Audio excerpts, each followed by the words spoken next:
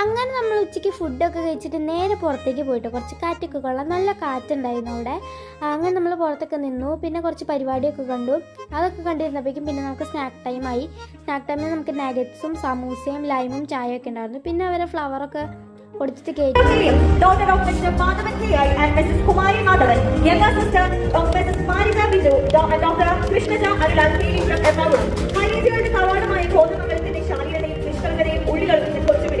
Patience, wider nature and caring കൊണ്ട് എല്ലാവർക്കും സുപരിചിതമാണിവർ.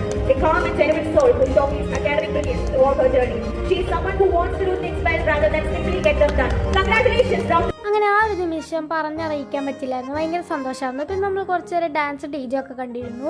നമുക്ക് സർട്ടിഫിക്കറ്റ് ഒക്കെ കിട്ടിയിട്ടുണ്ടായിരുന്നു. പിന്നെ നമുക്ക് ഡിന്നർ ഉണ്ടായിരുന്നു. ഡിന്നറിന് കുറേ ഇതുണ്ടായിരുന്നു. പിന്നെ നമ്മളൊരു ഐസ്ക്രീം ഒക്കെ കഴിച്ചു.